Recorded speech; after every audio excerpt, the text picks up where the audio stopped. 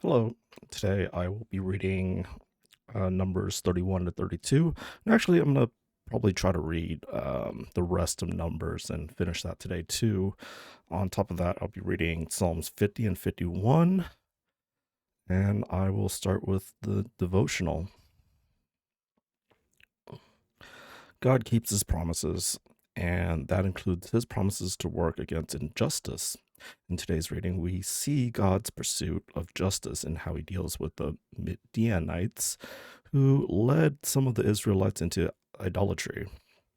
Ancient warfare can be disturbing to modern readers, but for the Israelites, military defeat was a sign of divine justice. Israel's decisive victory over Midian reassures them that God's power is with them as they prepare to enter Canaan. Now, gathered at the Jordan River, the Israelites are ready to cross into the Promised Land, but there's a hitch. Not everyone wants to go. The tribe of Reuben and Gad see that the land on the east side of the Jordan is good. They want it for themselves.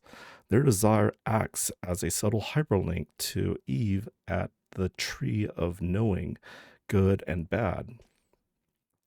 Like Eve, these tribes see and take something they desire instead of receiving God's gift on God's terms. God's people once again believe they know what is best. They do what's right in their own eyes, just like Adam and Eve. Moses fumes, hearing echoes of the wilderness generation's fear and refusal to enter the promised land. Reuben and Gad's choice repeats not only Adam and Eve's sin, but the division between brothers that followed. The promised land was meant to be a place where brothers could dwell in unity. Now, only 10 tribes will live there, while Reuben, Gad, and half of Manasseh remain east of the Jordan. Moses allows this as long as they help the other tribes take the promised land. Yet the hyperlinks to Genesis 3 to 4 cast an ominous shadow over their decision. Numbers 31, vengeance on the Midianites. The Lord said to Moses, take vengeance on the Midianites for the Israelites. After that, you'll be gathered to your people.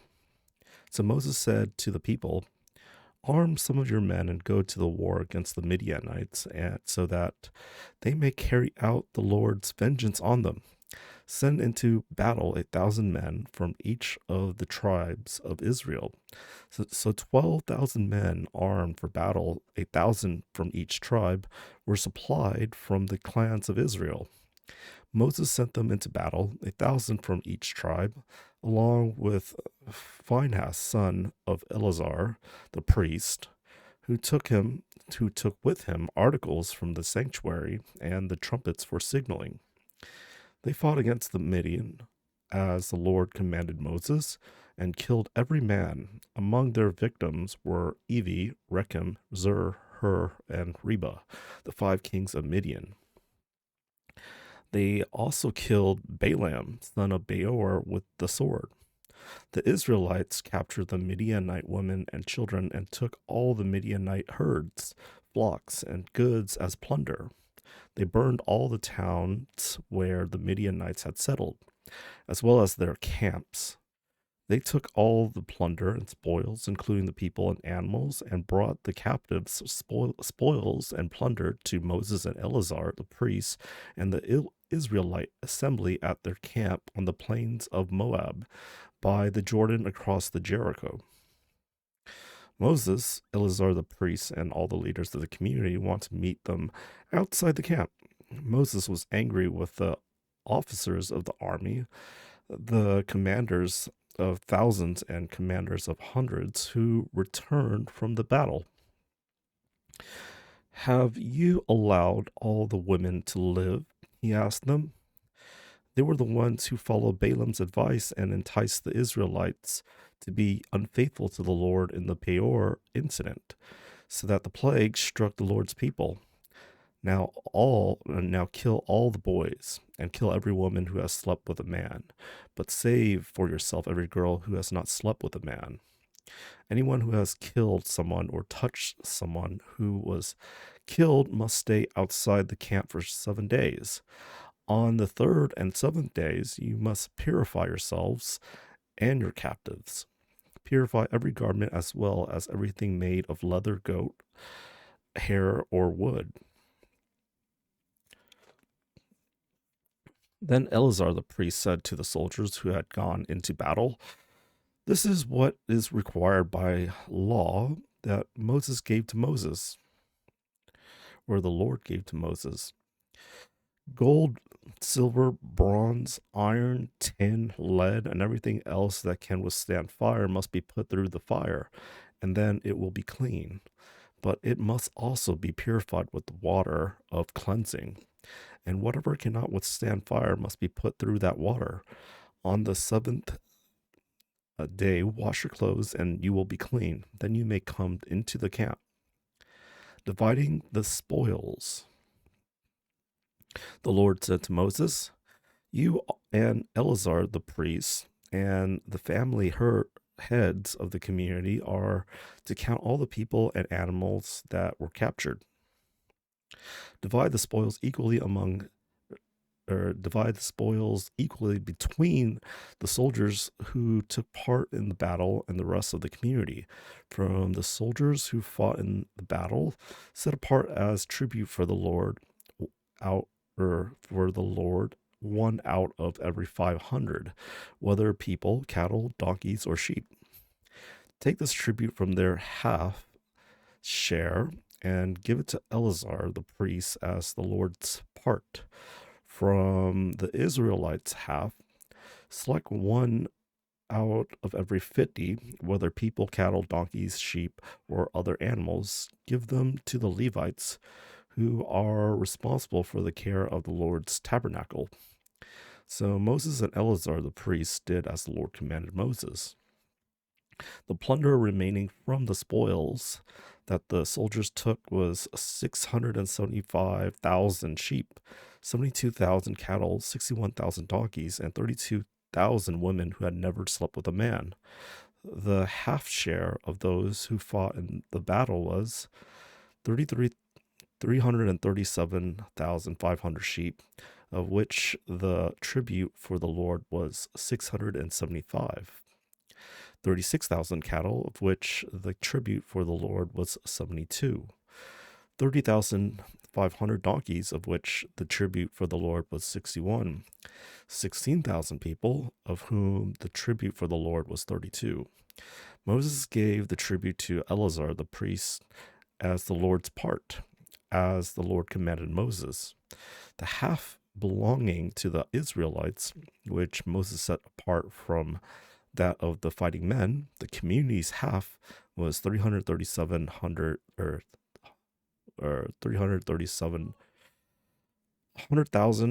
sheep, 36,000 cattle, 30,500 donkeys, and 16,000 people. From the Israelites' half, Moses selected one out of every 50 people and animals, as the Lord commanded him, and gave them to the Levites, who were responsible for the care of the Lord's tabernacle. Then the officers who were over at the units of the army, the commanders of thousands and commanders of hundreds, went to Moses and said to him, "Your servants have counted the soldiers under our command, and not one is missing. So we have brought as an offering to the Lord the gold articles each of us acquired, armlets, bracelets, signet rings, earrings, and necklaces, to make atonement for ourselves before the Lord." Moses and Eleazar the priest accepted from them the gold, all the crafted articles, all the gold from the commanders of thousands and commanders of hundreds that Moses and Eleazar presented as a gift to the Lord weighed 16,750 shekels. Each soldier had taken plunder for himself. Moses and Eleazar the priest accepted the gold from the commanders of thousands and commanders of hundreds and brought it into the tent of meeting as a memorial for the Israelites before the Lord.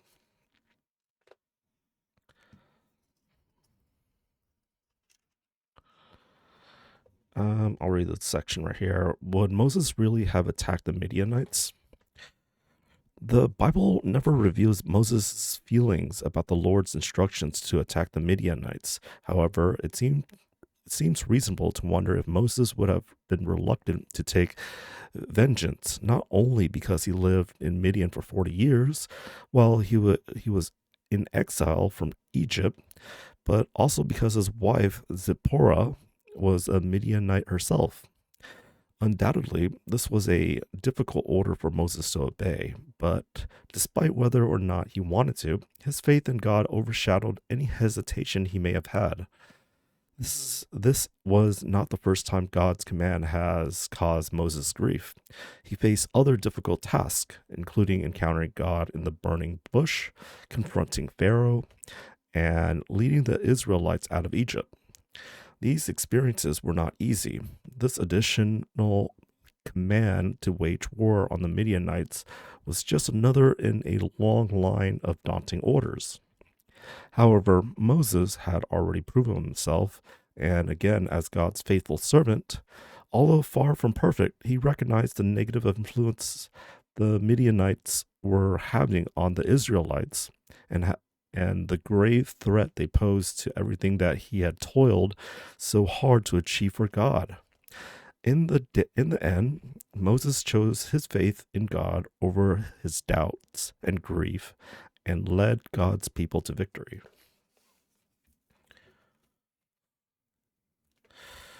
All right, chapter 32 of Numbers, the Transjordan tribes.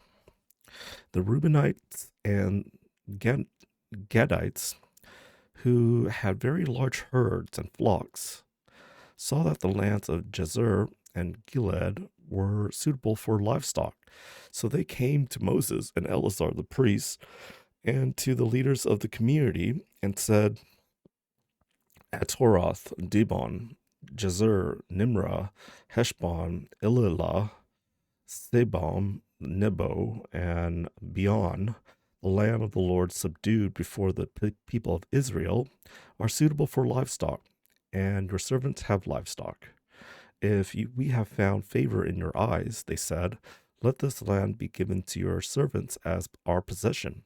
Do not make us cross the Jordan. Moses said to the Gadites and Reubenites, should your fellow Israelite go to war while you sit here? Why do you discourage the Israelites from crossing over into the land the Lord has given them?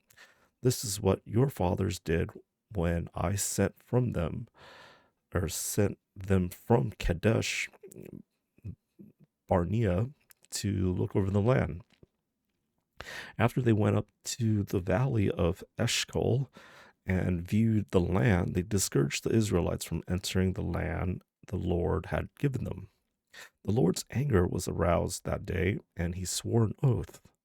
Because they have not followed me wholeheartedly, not one of those who were 20 years old or more when they came up out of Egypt will see the land I promised on oath to Abraham, Isaac, and Jacob. Not one except Caleb, son of Jephunneh, the Kenizzite, and Joshua, son of Nun, for they followed the Lord wholeheartedly. The Lord's anger burned against Israel, and he made them wander in the wilderness 40 years until the whole generation of those who had done evil in the sight was gone. And here you are, a brood of sinners, standing in the place of your fathers and making the Lord even more angry with Israel. If you turn away from following him, he will again leave all this people in the wilderness, and you will be the cause of their destruction. Then they would come up to him and said, we would like to build pens here for the livestock and cities for the women and children, but we will arm ourselves for battle and go ahead of the Israelites until we have brought them into their place. Meanwhile, our women and children will live in fortified cities for protection from the inhabitants of the land. We will not return to our homes until each of the Israelites has received their inheritance. We will not receive any inheritance with them on the other side of Jordan, because our inheritance has come to us on the east side of the Jordan. Then Moses said to them, If you will do this, if you will arm yourself before the Lord for battle, and if all of you who are armed cross over the Jordan before the Lord until he has driven his enemies out before him, then the land is subdued before the Lord. You may return and be free from your obligation to the Lord and to Israel, and this land will be your possession before the Lord. But if you fail to do this, you will be sinning against the Lord, and you may be sure that your sin will find you out. Build cities for your women and children, and pens for your flocks, but do what you have promised. The Gadites and Reubenites said to Moses, We, your servants, will do what we your servants will do as your Lord commands. Our children and wives, our flocks and herds will remain here in the cities of Gilead. But your servants, every man who is armed for battle, will cross over to fight before the Lord, just as our Lord says. Then Moses gave orders about them to Eleazar the priest and Joshua son of Nun, and to the family heads of the Israelite tribes. He said to them, If the Gadites and Reubenites, every man armed for battle, cross over the Jordan with you before the Lord, then when the land is subdued before you, you must give them the land of Gilead as their possession. But if they do not cross over it with you armed, they must accept their possession with you in Canaan. The Gadites and Reubenites answered, Your servants will do what the Lord has said. We will cross over before the Lord into Canaan armed, but the property we inherit will be on the side of the Jordan.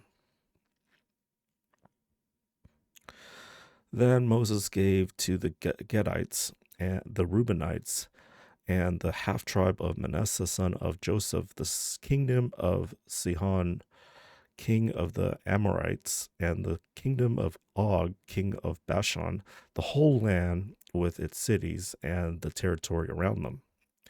The Gadites built up Dibon, Atoroth, Aroer, Atroth Shofan, Jazer, Jogbeha, Beth Nimrah, and Beth Haran as fortified cities, and built pens for their flock. And the Reubenites rebuilt Heshbon, Elealeh, and Kiriathaim, as well as Nebo and Baal Meon. These names were changed. And Sibmah. They gave names to the cities they rebuilt. The descendants of Machir, son of Manasseh, went to Gilead, captured it, and drove out the Amorites who were there. So Moses gave Gilead to the Machirites, the descendants of Manasseh, and they settled there. Jair, a descendant of Manasseh, captured their settlements and called them Havoth Jair. And Nabah captured Kenath and its surrounding settlement and called it Nobah after himself.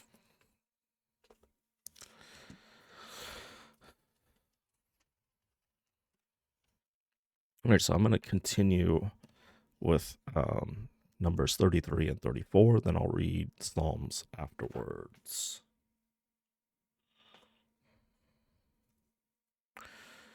But I guess before I do, I should read the devotional after I take a sip.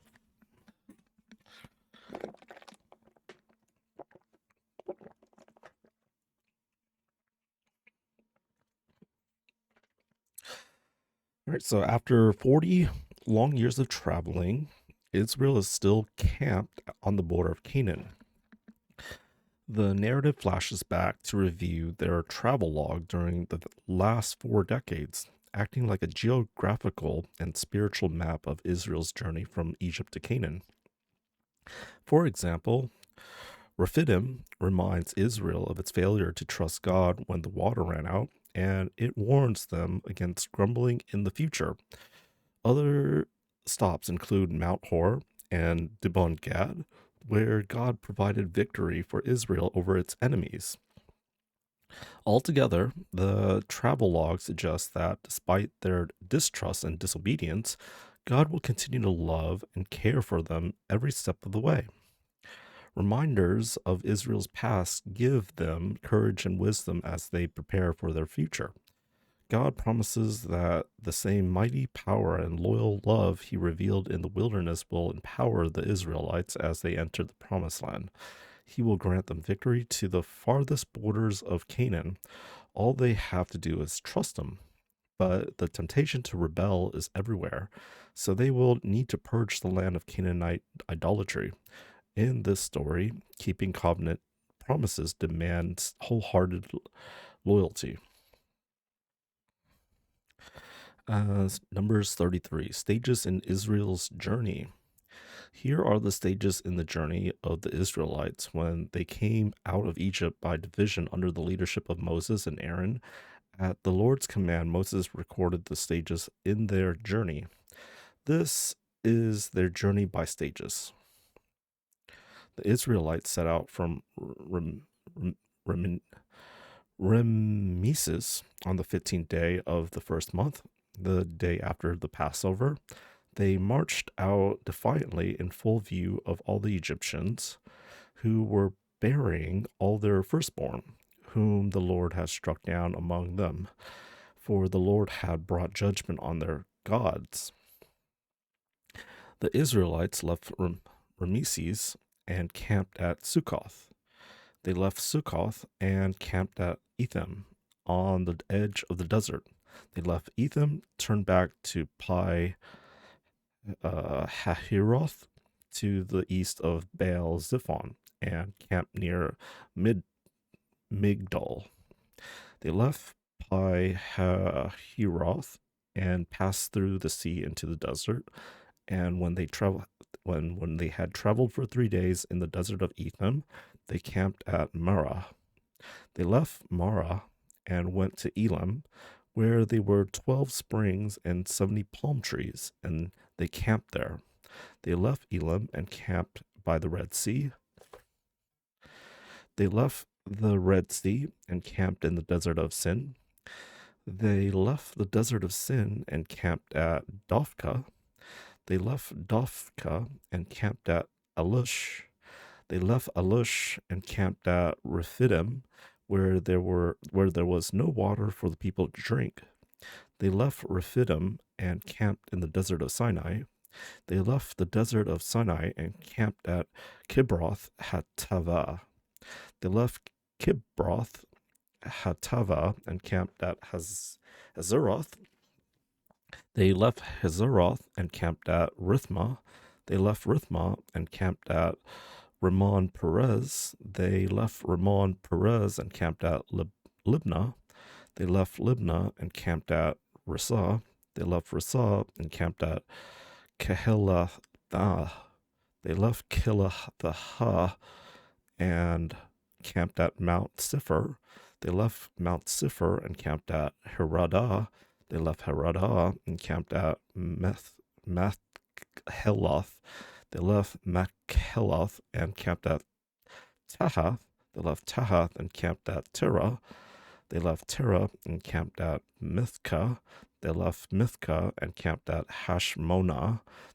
They left Hashmonah and camped at Moseroth. They left Moseroth and camped at Beni Jacan. They left Beni Jacan and camped at Hor Haggidgad. They left Hor Haggidgad and camped at Jotbathah. They left Jothhabah and camped at Abranah. They left Abranah and camped at Ezion Geber. They left Ezon Geber and camped at Kadesh in the desert of Zin. They left Kadesh and camped at Mount Hor on the border of Edom. At the Lord's command, Aaron the priest went up to Mount Hor, where he died on the first day of the 5th month of the 14th year after the Israelites came out of Egypt. Aaron was 123 years old when he died on Mount Hor. The Canaanite king of Arad, who lived in Negev of Canaan, heard that the Israelites were coming. They left Mount Hor and camped at Zalmonah. They left Zalmonah and camped at Punun. They left Punun and camped at Oboth. They left Oboth and camped at Aid Abiram on the border of Moab. They left Aid Abiram and camped at Dibon Gad. They left Dibon Gad and camped at Almon Diblathaim. They left Almon Diblathaim and camped in the mountains of Abiram near Nebo. They left the mountains of Abiram and camped on the plains of Moab by the Jordan across from Jericho. There on the plains of Moab, they camped along the Jordan from Beth Jeshimoth to Abel Shittim. On the plains of Moab by the Jordan across the Jericho, the Lord said to Moses, "Speak to the Israelites and say to them, when you cross Jordan into Canaan, drive out all the inhabitants of the land before you. Destroy all their carved images and their cast idols, and demolish all their high places. Take possession of the land and settle in it, for I have given you the land to possess. Distribute the land by lot, according to your clans. To a larger group, give a larger inheritance, and to a smaller group, a smaller one. Whatever falls to them by lot will be theirs. Distribute it according to your ancestral tribes. But if you do not drive out the inhabitants of the land, those you allow to remain will become barbs in the eyes and thorns in your sides. They will give you trouble in the land where you will live, and then I will do to you what I plan to do to them." All right, Numbers 34. Boundaries of Canaan. The Lord said to Moses, "Command the Israelites and say to them, when you enter Canaan, the land that will be allotted to you as an inheritance is to have these boundaries. Your southern side will include some of the desert of Zin along the border of Edom. Your southern boundary will start in the east from the southern end of the Dead Sea, cross south of Scorpion Pass, continue to the Zin, and go south of Kadesh Barnea. Then it will go to Hazar Adar and over to Asmon, where it will turn, join the Wadi of Egypt, and end at the Mediterranean Sea. Your western boundary will be the coast of the Mediterranean Sea. This will be your boundary on the west. Or your northern boundary, run a line from the Mediterranean Sea to Mount Hor, and from Mount Hor to Laban Hamath. Then the boundary will go to Zedad, continue to Ziphron, and end at Hazar Enan. This will be your boundary on the north. From the eastern boundary, run a line from Hazar Enan to Shepham. The boundary will go down from Shepham to Riblah on the east side of Ain and continue along the slopes east of the Sea of Galilee.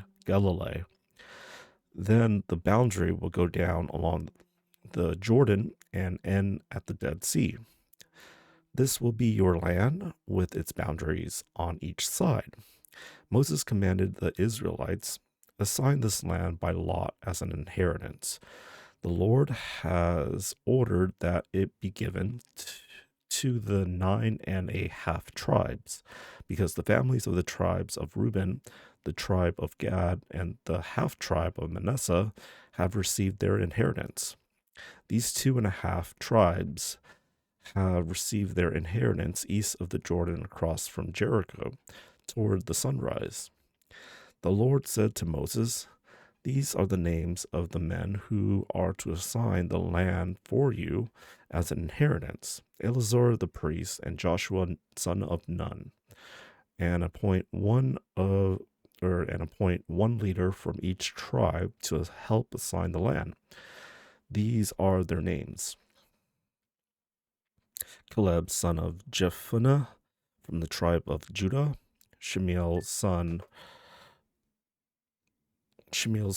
of Ammihud from the tribe of Simeon, Eldad son of Kislon from the tribe of Benjamin, Biki son of Jogli, the leader of the tribe of Dan, Haniel son of Ephod, the leader of the tribe of Manasseh son of Joseph, Emil son of Shipton, the leader of the tribe of Ephraim son of Joseph, Elizaphan son of Parnak, leader from the tribe of Zebulun, Paltiel son of Azan, the leader of the tribe of Issachar, Ahihud son of Shelomi, the leader of the tribe of Asher, Pedahel son of Ammihud, the leader of the tribe of Naphtali. These are the men the Lord commanded to assign the inheritance to the Israelites in the land of Canaan. All right, on to Psalms. But before I do, let me just check if there's anything else. Oh, there's still Numbers 35. Let me see where this goes. Actually, I won't be finishing Numbers today. I'll leave that for tomorrow. So I'm going to go ahead and read Psalms 50 and 51.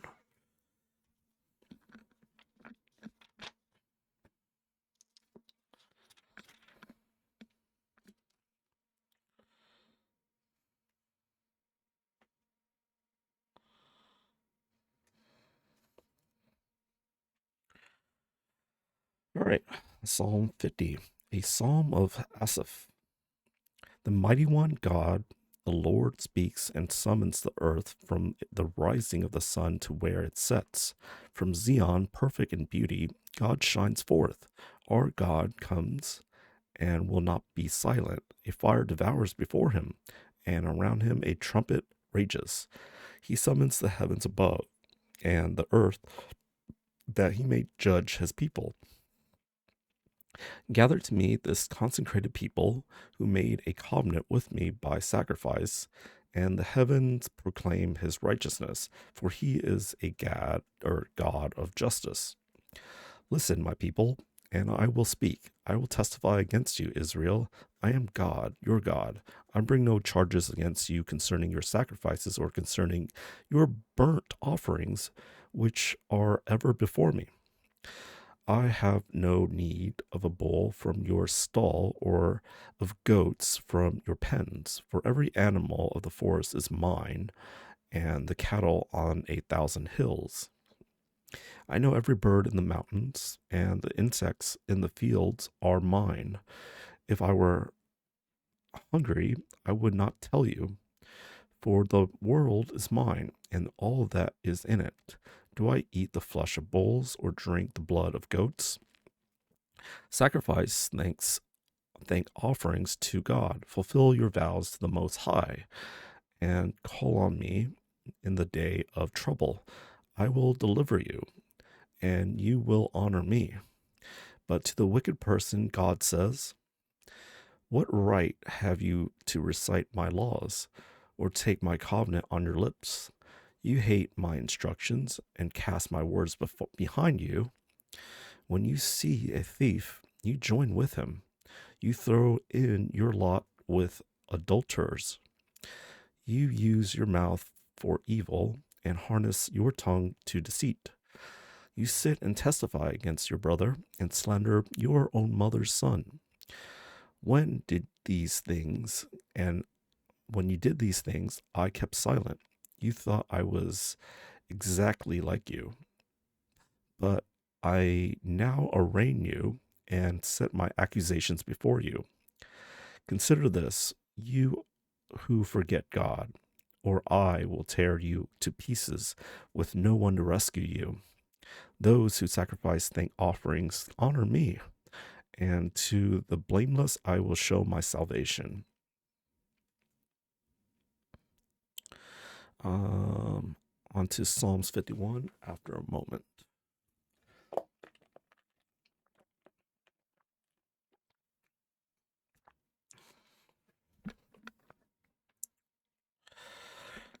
Psalms 51. For the director of music, a psalm of David, when the prophet Nathan came to him after David had committed adultery with Bathsheba. Have mercy on me, O God, according to your unfailing love, according to your great compassion, blot out my transgressions, wash away all my iniquities, and cleanse me from my sin. For I know my transgressions, and my sin is always before me. Against you, you only, have I sinned and done what is evil in your sight. So you are right in your verdict and justified when you judge. Surely I was sinful at birth, sinful from the time my mother conceived me. Yet you desired faithfulness even in the womb. You taught me wisdom in that secret place. Cleanse me with hyssop, and I will be clean. Wash me, and I will be whiter than snow. Let me hear joy and gladness. Let the bones you have crushed rejoice. Hide your face from my sins and blot out all my iniquities. Create in me a pure heart, O God, and renew a steadfast spirit within me. Do not cast me from your presence or take your Holy Spirit from me. Restore to me the joy of your salvation and grant me a willing spirit to sustain me. Then I will teach transgressors your ways, so that sinners will turn back to you. Deliver me from the guilt of bloodshed, O God. You are you who are God, my Savior, and my tongue will sing of your righteousness. Open my lips, Lord, and my mouth will declare your praise. You do not delight in sacrifice, or I would bring it. You do not take pleasure in burnt offerings. My sacrifice, O God, is a broken spirit, a broken and contrite heart you, God, will not despise. May it please you to prosper Zion, to build up the walls of Jerusalem. Then you will delight in the sacrifices of the righteous, in burnt offerings offered whole. Then bulls will be offered on your altar.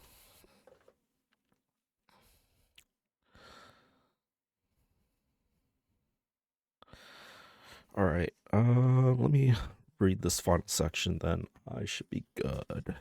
A friendly solar system.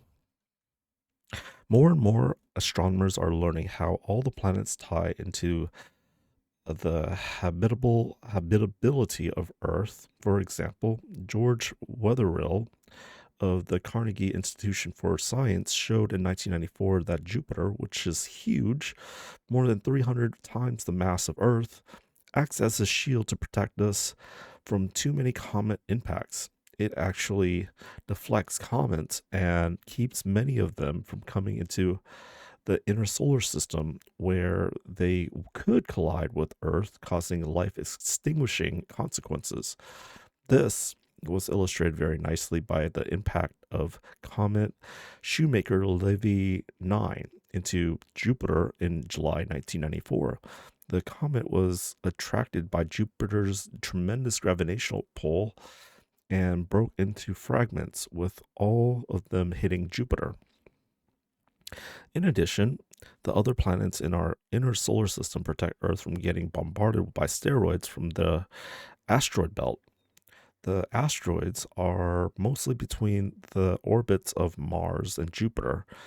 Our first line of defense is Mars, which is located at the edge of the asteroid belt. It takes a lot of hits for us. To get an idea of the material that probably would have hit Earth, look at the surface of the moon. The moon, unfortunately, has little surface area to provide much protection, but it's a nice record. Even Earth's position in the solar system contributes to its habitability.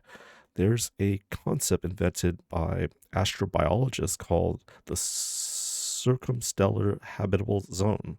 That's the region around a star where liquid water can exist on the surface of a terrestrial planet. This is determined by the amount of heat coming from the host star. You can't be too close, otherwise, too much water evaporates into the atmosphere, which causes a runaway greenhouse effect and the oceans to boil off. Scientists think that might be what happened to Venus. But if you get too far out, it gets too cold. Water and carbon dioxide freeze and could eventually, or water and carbon dioxide freeze and could eventually develop into runaway glaciation. Essentially, the farther from the sun, the more carbon dioxide the planet's atmosphere must have. This is necessary to trap the sun's radiation and to keep water liquid. The problem is that there wouldn't be enough oxygen to have mammal-like organisms. It's only in the very inner edge of the circumstellar habitable zone where you can have low enough carbon dioxide and high enough oxygen to sustain complex animal life. And that's where we are. Could it be a set of serendipitous circumstances? Or could it be that, as Psalm 51 indicates, God created the universe and placed Earth exactly where it needed to be?